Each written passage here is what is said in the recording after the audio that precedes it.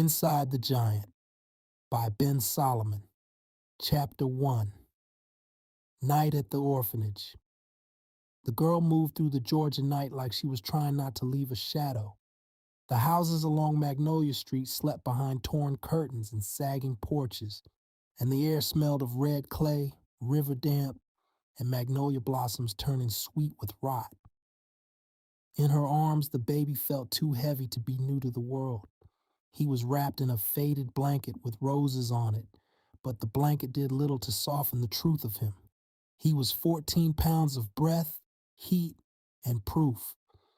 Every few steps, she had to shift him higher against her chest because his weight dragged on her back and ribs like a punishment she could not put down. He hardly cried. That frightened her more than if he had screamed. A screaming baby was ordinary. Silence this large felt unnatural, like the child had arrived already listening to a world that had not welcomed him. Ahead, the church rose out of the dark in a block of brick and shadow. St. Matthew's.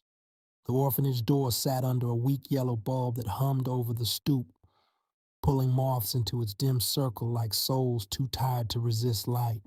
She stopped there and looked down at him.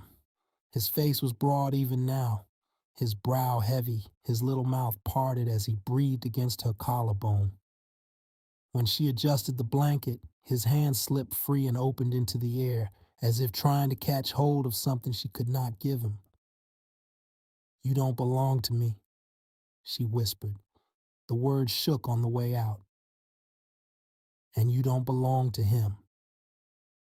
That was the truth she needed. Not the whole truth, but the only one she could carry. If she kept him, she would have to look at the man who made him every day in the shape of his face, in the broadness of his body, in the secret everybody would eventually learn. If she left him, the sin would remain, but maybe the child could live somewhere beyond its first shadow. She bent and placed him on the wooden stoop. The boards creaked under his newborn weight. For 1 second, she could not let go. Then his eyes opened, dark, unfixed, searching, and something in her almost broke. She stood too fast, pressed a hand over her mouth, and backed out of the light. In that moment, what she saw was a child left alone beneath a church lamp.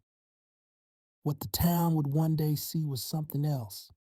A giant, a rumor, a story, a warning. But on that night, he was only a baby on a stoop, breathing into the dark while the church slept behind him.